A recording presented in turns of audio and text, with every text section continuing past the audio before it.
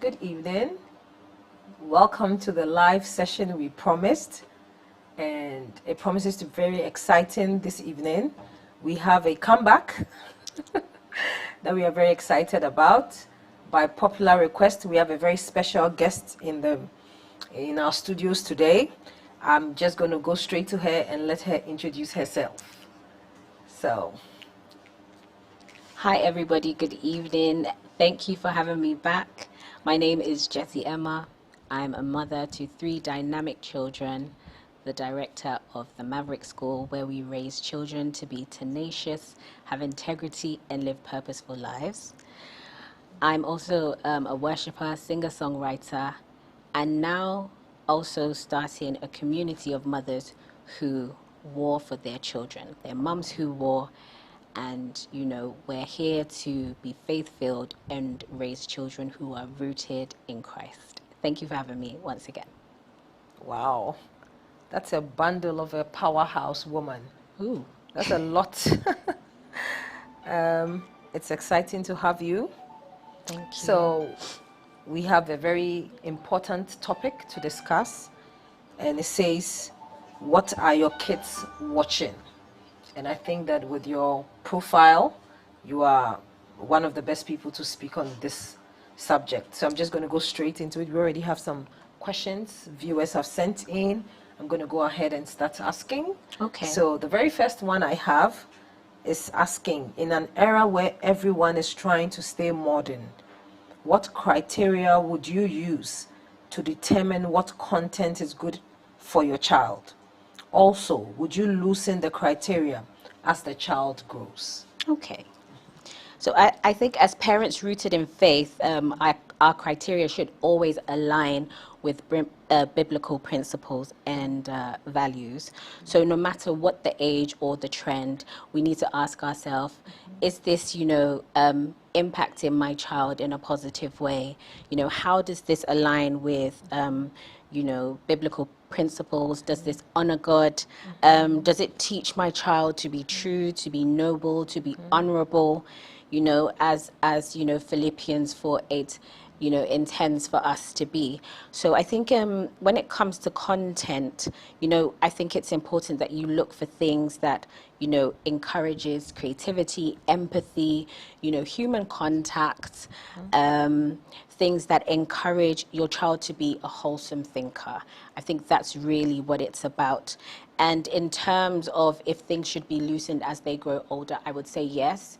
I think it's important that when a child is younger, there are certain measures that are put in place, because children are like sponges. They absorb everything, and they're very impressionable. So it's important that you kind of guide what they're watching and what they're listening to. We're their stewards, and we've been given the privilege to, guide what they watch, guide what they listen to, because scientifically we know that the more you listen to something or the more you watch something, it has a huge impact on you, and impacts you to the point where sometimes you can become desensitized to the things of this world where it seems like it's normal. So I would say yes, as they grow older, make things a little stricter and less stricter, but then fine-tune what they're watching as they're younger. I hope that answers your question. Yeah. Awesome. So, in your opinion, Jessie Emma, do you think there's an age limit or an age range where you can begin screen time for a child? And if there is, do you think that if you don't start a child off early, they could miss out on anything, any mental development, what do you think?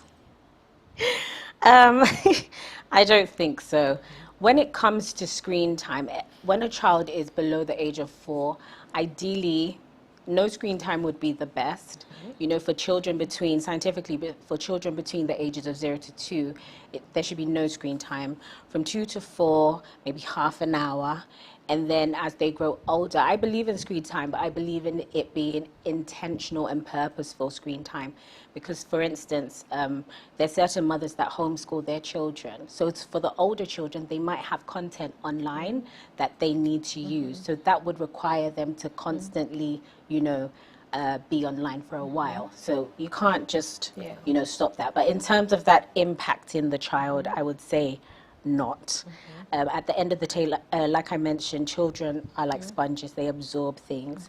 So from a young age, it's important to engage them in dexterous activities. They need to be creative. They need to be imaginative. They need to be exploring. They need to be outdoors. You know, with my children, for instance, we have a very tight schedule. So they're in school till 3 o'clock. Between 3 to 7:30, they're engaged in certain things, you know. If it's piano or swimming, homework, you know, we have maybe a Bible study or a worship session, a dance party, you know, whatever it is that we're doing, it's on the schedule. You know, life happens sometimes, but for the most, for you know, the better part of the time, you know, we're following this schedule to make sure that we're, you know, limiting screen time as much as possible, especially during the week. You know, sometimes they'll steal your phone and watch a cheeky YouTube video, but the reality is that I say to them, what is today? Even today it happened, you know, they said they're on half term, so it's no longer a weekday. And I said, no, darling, it's still a weekday. What happens on a weekday? No TV on a weekday. So then we have to go back to the timetable and look at the schedule and follow that. So I believe that when it comes to, you know, screen time, they're not going to miss out on anything just because they didn't have screen time, you know. They need that human contact. They need to learn how to be empathetic.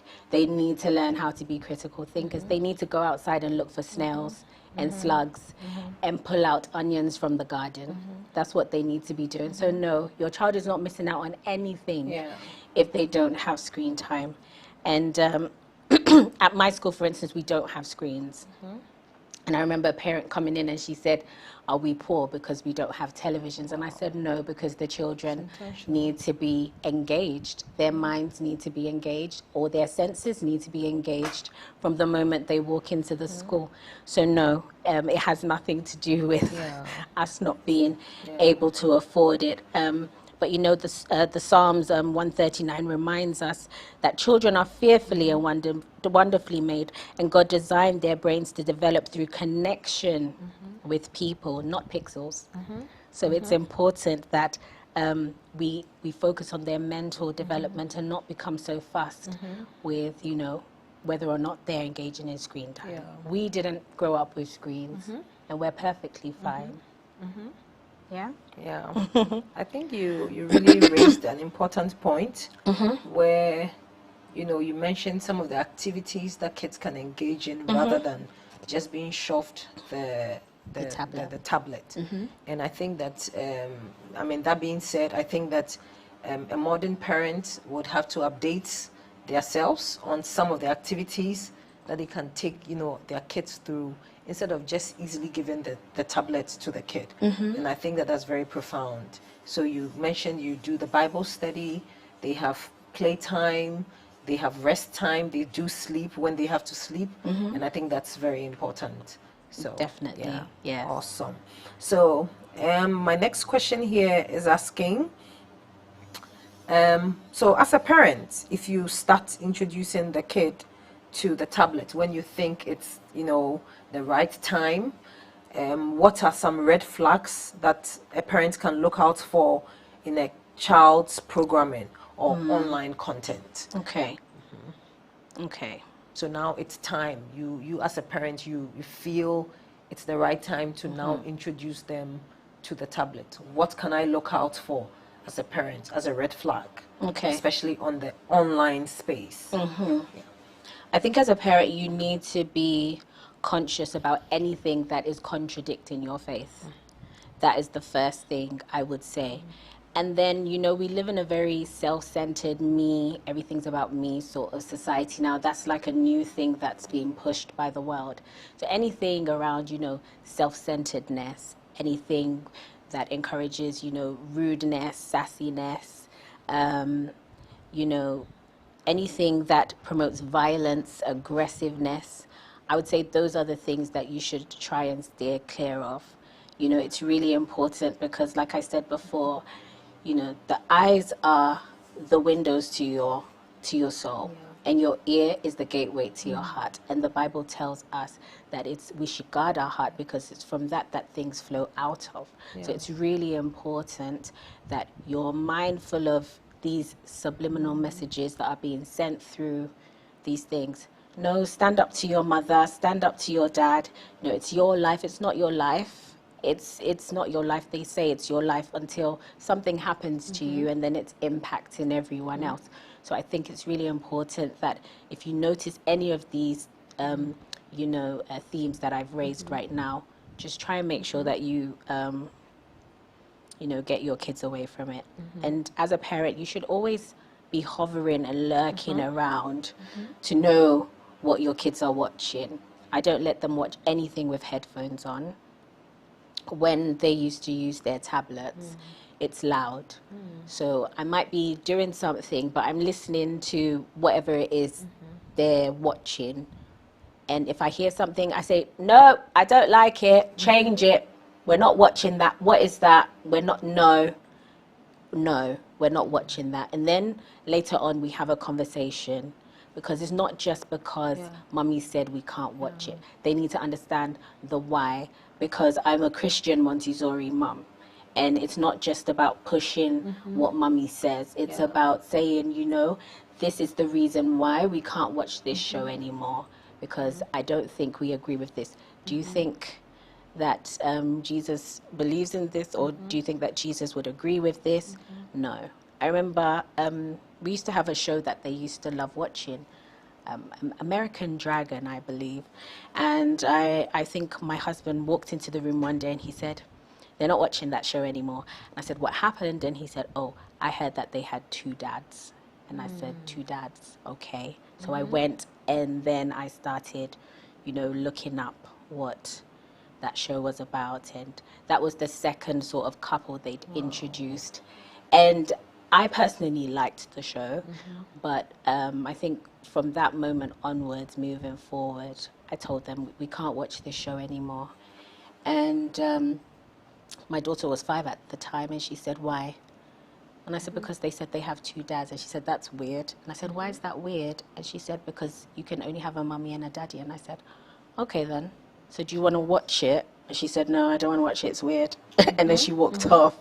And then to me, I was like, okay, I didn't have to do too much explaining. She already made that decision for herself that she didn't want to watch it anymore, because it didn't align with what she knew to be the norm.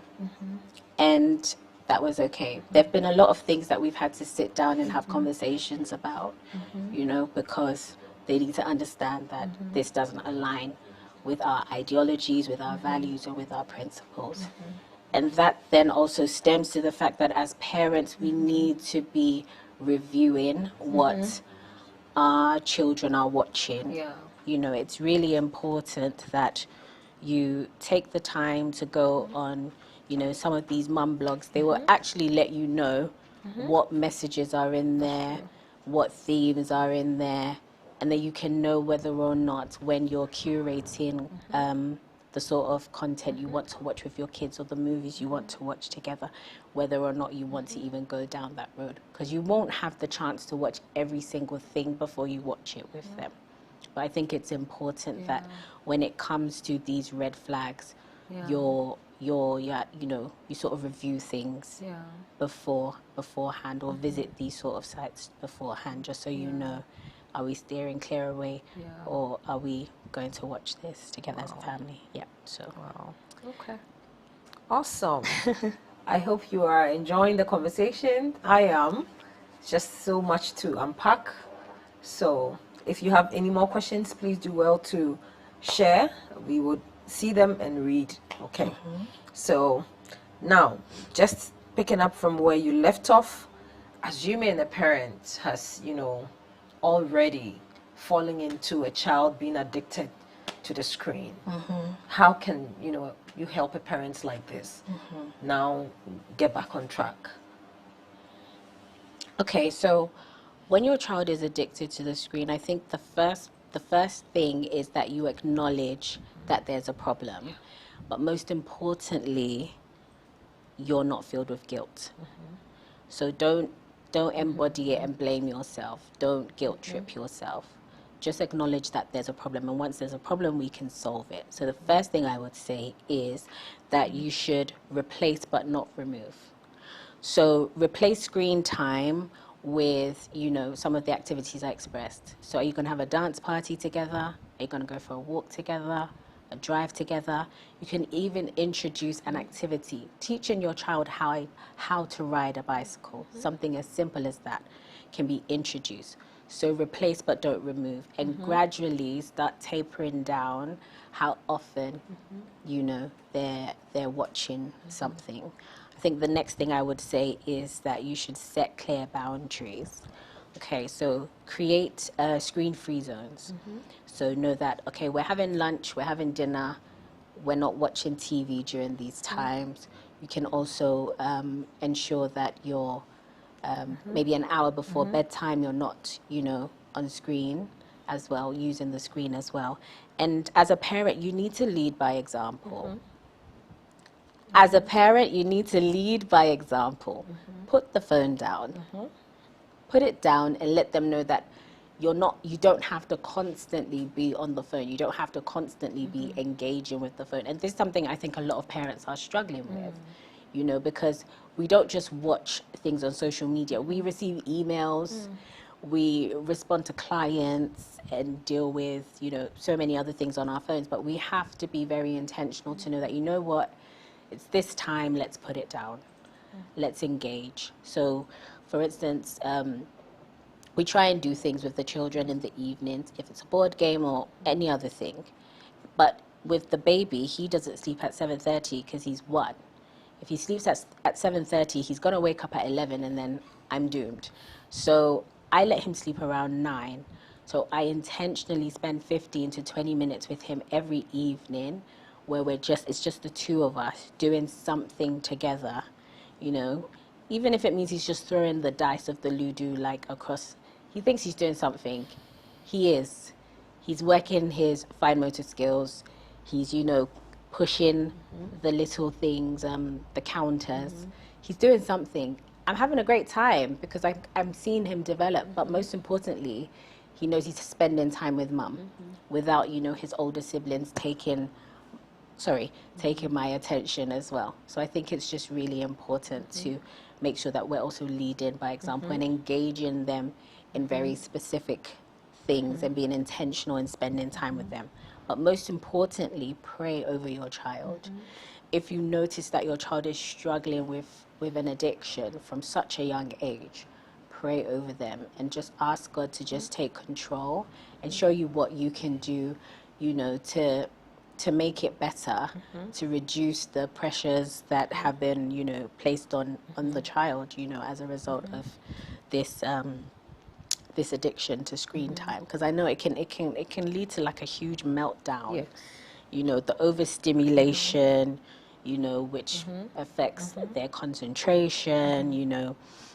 I know I've seen it, the total meltdown. So I think it's just really important that we can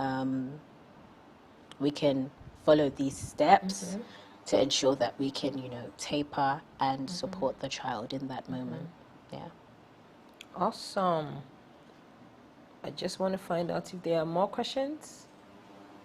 Viewers, we are waiting for more questions concerning the topic, what are your kids watching? Okay. I think that this came up when you were speaking earlier. So you mentioned if the parents, I mean, if you already have gotten them addicted, or they found a way to be addicted to the screen. You were telling us, some of the activities that you can do to put in place to be able to bring them back. Now, I want to find out what tools, in your experience, what tools can a parent have that can help protect the child if they are online. So you did share about the mother's blog. These women have already simplified the work for you. There's a lot of review of all these shows. So what other tools are you privy to that you may be able to share with us that we can, take advantage of? Sure. I know that there are quite a few apps out there that parents can use at the moment. So you put it on your phone and you can actually monitor how long your child has been watching either YouTube, how long they've been on Instagram or TikTok or any other social media platform for, and you can decide to block them or lock them out of it for that day. I believe even on DSTV, there was a time where your parents had to put in a code before you could watch anything. And I think these are some of the things that can be put in place in order to prevent them from watching too much.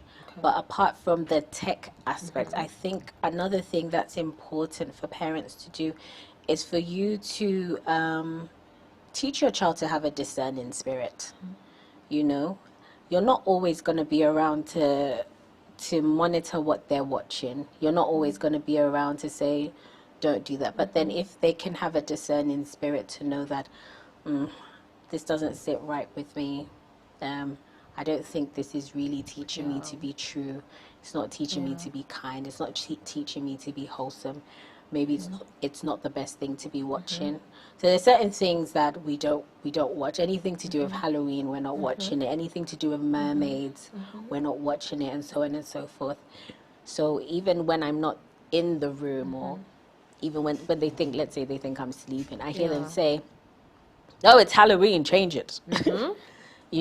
So they say we are indoctrinating our children, but the reality is that if you don't teach your child, the world will teach your child for you, because the system is already in place.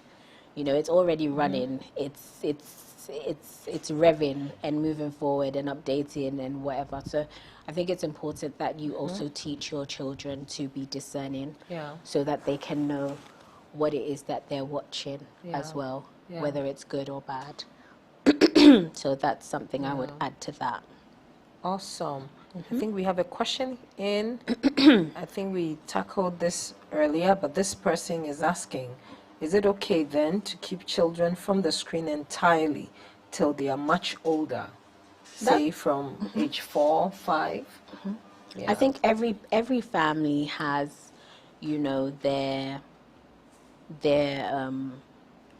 their way of doing the dynamics of your family. But the most important thing is that whatever you're doing is to make sure that your child is rooted in Christ. So if you want to keep them away from the screen and you have capacity to do that, because remember, the screen is not your babysitter or your entertainment personnel. It's just supposed to be something that is supposed to be purposeful to the child. So if you feel that it's not going to be ideal for you, stay away from it. If you know that you're going to have capacity to create a schedule, to engage your kids and be part of it, then by all means do it. I would say definitely 100%, because there's nothing new under the sun. There are 101,000 ideas on Pinterest, on YouTube, on Instagram, that can be tailored to your child's age, that can, enable you find fun, engaging activities. And children love nothing more than to spend time with their parents. So, and it doesn't have to be an hour. It can just be, 15, 20, 30 minutes, but it's intentional time with them. That makes a huge impact, So I think if you want to keep them away and you can engage them, and it's simpler than you would think. I think it's very possible. If you can, go for it, because there's some mums who they've completely taken screens out of their homes and they're fine. No one's dead. Everyone's thriving. They're in the woods. they're putting their feet in muddy puddles, they're fine. Wow. So you'll be fine. Yeah. Okay, second question from our online is asking, what is your personal experience with watching cartoons with your children? I think you just mentioned something. Yeah. I love watching cartoons with my kids.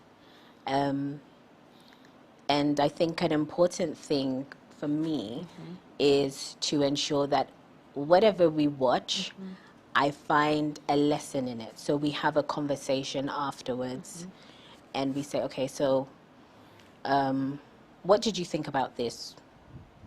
And I try to also explore characters.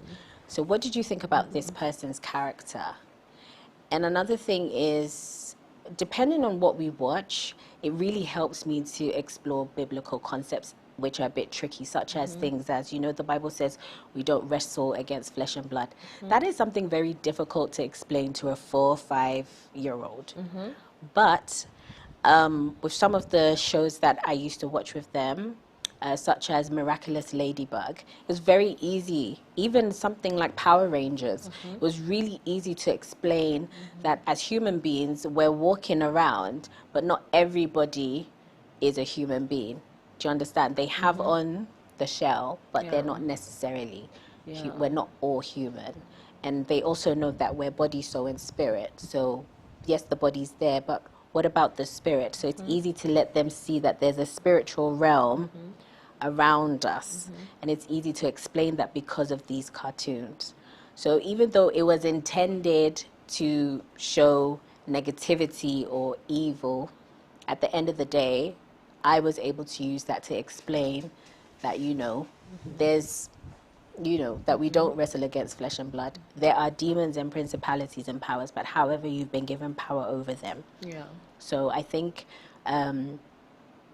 in terms of my experience with cartoons, we always ask questions, we always discuss characters, and I always try to see if there's something biblical that I could draw from it to, you know, share with them. Yeah. Yeah. Awesome. Okay. This viewer is asking, how can I encourage my child to engage in non-screen activities?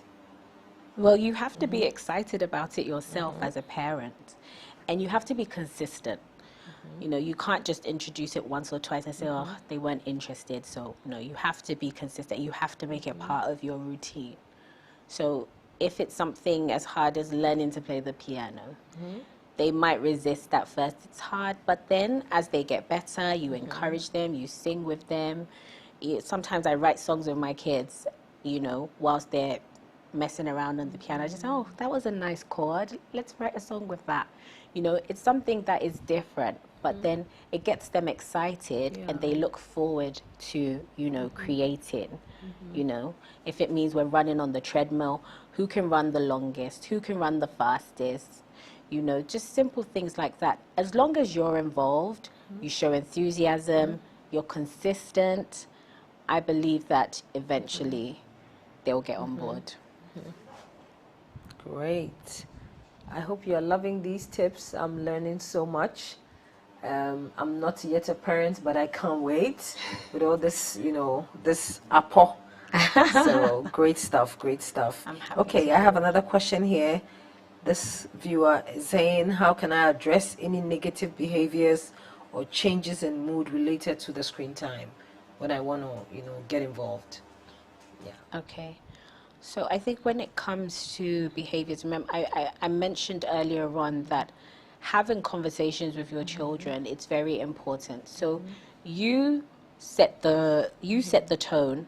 However, I think it's important for them to be involved in the process, especially from the age of 3, where they start to rationalize a bit more. You know, below the age of 3 it can be a bit harder, but from the age of 3, you can sit down and say, okay, guys, because we have family meetings, myself, my husband, and the kids. And we say, okay, so this is the new plan, and we're going to try it out. And let's see how it goes. Or if it's something that we've definitely decided on, this is the schedule, and we're starting tomorrow. What do you think about it? and just encourage them and just say, you know what, you can do this. I believe you have, the ability to do this. You just need to work hard and focus and listen to your coach. That's the motto in my house.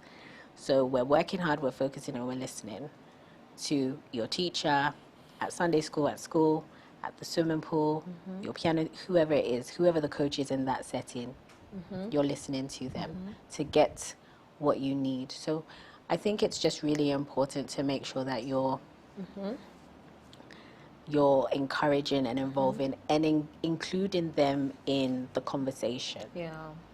Especially from that age. It would surprise you how Yeah. easy it is to get them on board when, you deal with them as a not a grown up, but like as a person you can reason with. Yeah. Yes, Yeah. you can get a lot out of them. Awesome. The questions are coming now. Ooh. So there's a lot. We're going to try to finish, or answer all your questions. So this viewer is asking, sometimes it's a bit easier said than done. And, I'm just going to pull from knowing what you do. You are an educator, so you probably spend more time with your kids. But this parent is asking, as a working mother, just look at the dynamics.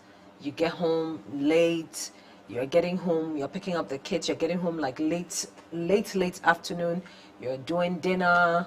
How can I be involved in getting them off the screen and having activities I could do with them whilst, life is happening as a mother, a working mother? Yeah.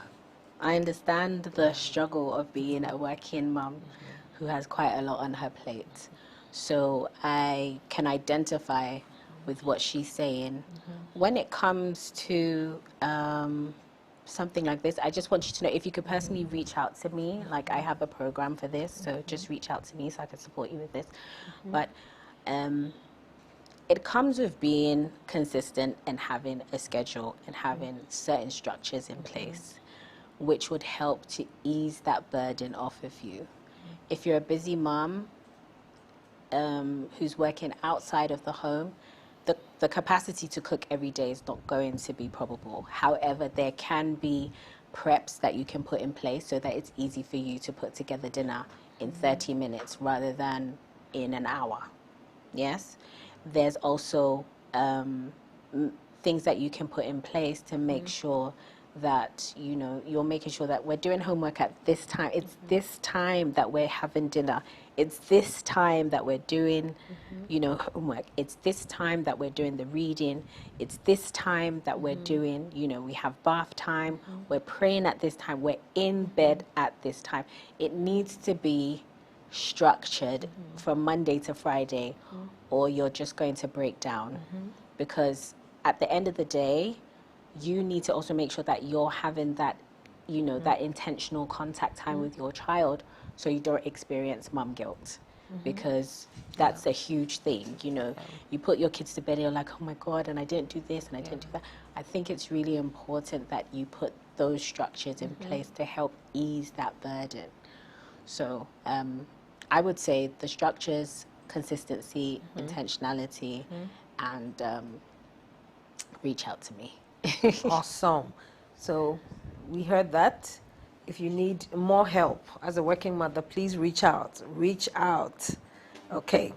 Now, just picking up where you left off, the setting boundaries. So this viewer is asking, how can a parent set effective and healthy boundaries around screen time without leading to conflict and rebellion? I know you said something earlier in line, so maybe this person was joining late. So No problem. Yeah. How can you do that so you don't, the kid doesn't go off being, hard-hearted about it? Yes. I think, especially for the older children, I think one thing you can do is you can curate content together. One thing you don't want is for your child to hide something from you. And apart from curating content together, be involved in it. Enjoy what they enjoy. Every child you have is going to be different. They're going to have different things they enjoy, and you have to take an interest in each and every single one because you are their parent, you know. However, I think curating the content, as in, are we watching The Donut Man? Are we watching Superbook? Are we using Minnow or PureFlix? Whatever it is. And also just being intentional and also, you know, creating a watch list of movies that you guys want to watch together as a family. So like I said, from Monday to Friday, we don't do screen time at home. But over the weekends, we do. So they're blocked times for TV, and then you're doing something else. They like to look for snails. I don't know what that's about, but they love it. So there's something going, there's always something else that they're trying to, you know, do or be engaged in. Or my furniture is suffering because I said use your imagination, you know. It's suffering, but I do believe that sometimes you have to also, you know, do it with them. If they're building the fort, do it with them. If they're hunting for the snail, do it with them, you know, and be involved in, you know, the process, because the worst thing is that when you want to introduce faith-based alternatives, you're not involved in the process. Don't just leave them to it. Be involved in the process as much as possible, because you don't want your kids to hide things from you. You know. So I think that's what I would say. So curate content with them, make the you know, the movie list with them, and if you're doing anything alternative to screen time and trying to introduce, you know, faith-based stuff as well, be part of the process. Yes, so that's what I would say. I love this question. It's asking, what should I look out for in terms of cyberbullying, and how can I address it if it happens? So let's say you have, you know, some older kids who are now fully, they do, you know, are doing the activities, and then now they can, you know, afford to have some screen time. How can a parent, you know, guide them through cyberbullying, and what should the parent look out for? Normally when a child is being bullied online, they become a bit withdrawn, just as they would if they were being bullied normally, or they become excessively aggressive, depending on, you know, the intensity of the bullying. But I think from a very young age, we should try as much as possible to be involved every step of the way, so that if anything does happen, our kids can talk to us. I remember growing up, I watched Teen Wolf. I don't know if anyone's watched it. And the teenagers were always trying to solve problems that their parents could have solved in a day if they had just shared it with them. And I think sometimes, like I was saying before, something that they create which was not meant for good, you can easily just refer to that. So you see how these teenagers are struggling? If they had just told their parents, this issue would have been solved very quickly, you know? So I'm not saying be your kid's friend, but then we need to work on building a certain relationship with our children so that it's easy for them to come to us and share things with us. And I think sometimes at a certain age, you need to have very difficult conversations with your children, because I think at some point when people, they were doing this social experiment, trying to see whether young girls would, you know, go to places or meet strangers. And they were 13, 14, and these men would say, oh, come and meet me at the park. And they would actually leave their houses and go and meet these people. They thought it was a joke. Fortunately, it was a social experiment, but imagine if it wasn't. Anything could have happened to those children. So we need to be, once again, being intentional in making sure that we're there so that it's easy for our kids to come to us to, you know, have these conversations. And I talked about the apps that some parents can have. The tools and resources. Yes. So, I mean, just making sure that, I know you want to give your kid privacy, but how much privacy can you give your child when it comes to the internet? There's certain times, I have a friend who, you know, I think at a point his wife had to check his daughter's text messages, and there were certain things that were not appropriate from you know, other people on Yeah. there. As parents, I think until they're a certain age, 25, like Yeah. you have to be involved, Yeah. not snooping per se, Yeah. but you have to know what's happening in your kid's life. You need to know what is being sent into the private message. You need to Yeah. know, because you need to safeguard your child. At the end of the day, they are your child, not anybody else's. If anything goes wrong, it's on you. Yeah. You know, you're gonna have to deal with it. So at the end of the day, safeguard them as much as possible with these online tools. And I think as parents, we need to keep updating ourselves, because sometimes these children hide their messages in plain sight, Yeah. in like secret Yeah. places on their phone. So we also need to keep, you know, updating ourselves to know, oh, there's this app that my kid can actually hide their WhatsApp messages on and have like a dummy WhatsApp message. So we need to also make sure that we're, you know, being kept abreast. So that's Yeah. what I would say. Awesome. This viewer is asking, you know, we are not all with the same background. You are a fantastic Christian mother, doing your best to, you know, groom and grow your children. But you know, we are all not the same, and your kids end up with other kids in school and all. So if a parent is being very intentional, helping the kid off, you know, screen time, how can you handle cases where children don't feel left out when, you know, they're in the midst of other kids who are not coming from where they are coming from? Yeah. I think it's important to know, as parents, we're all doing our best. We don't have, you know, a manual. We're just all just praying about it and asking God to just help and direct us.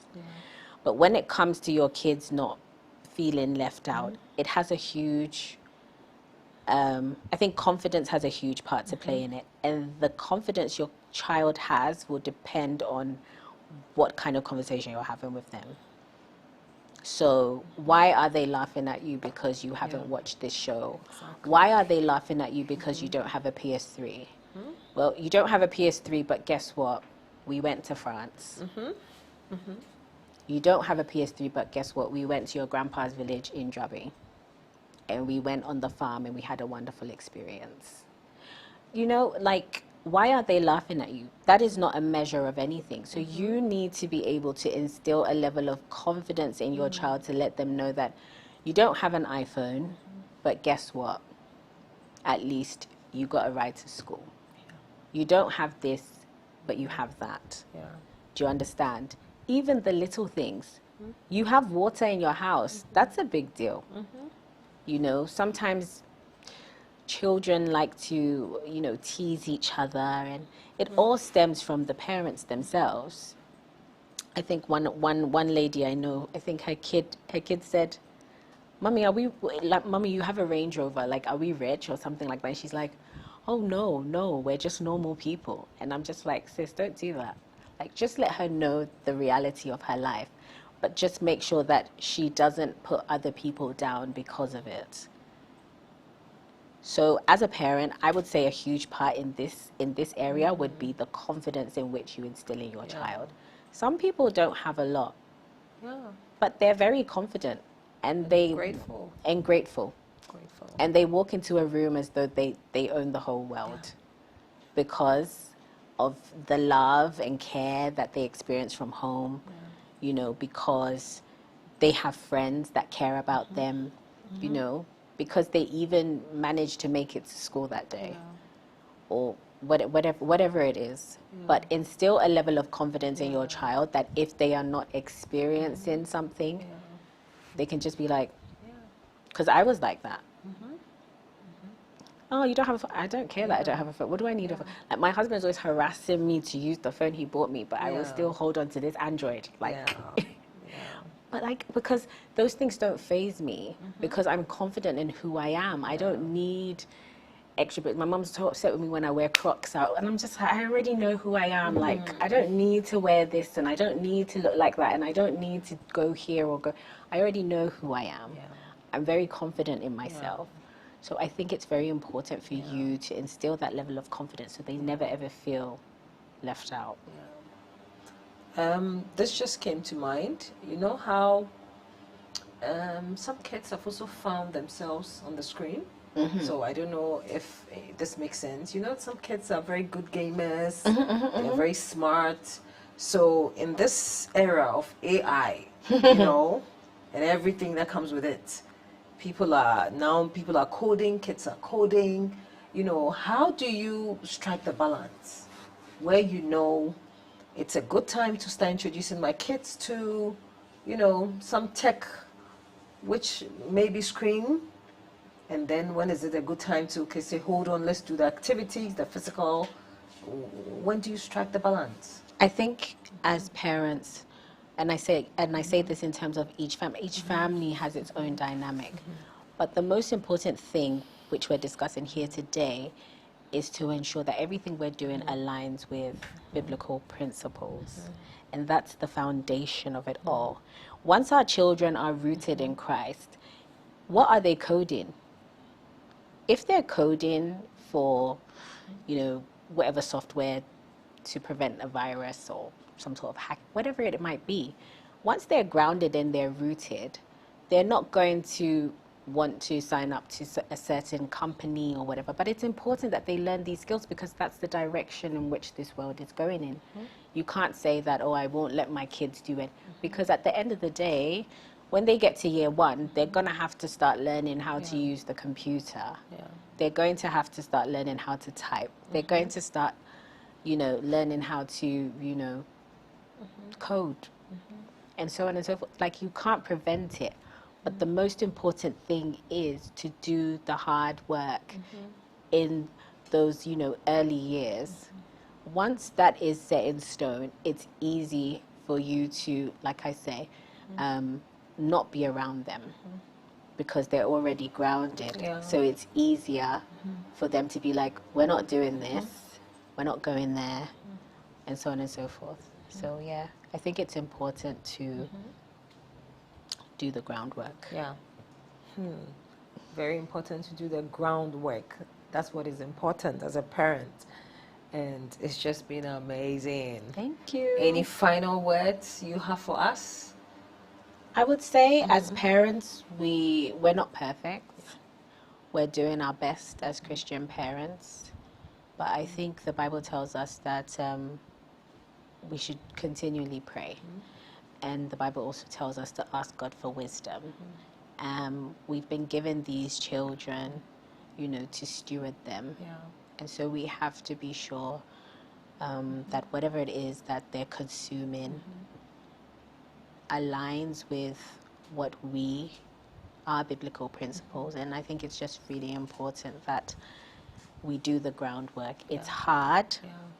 People will laugh at us. They'll say we're weird and we're different.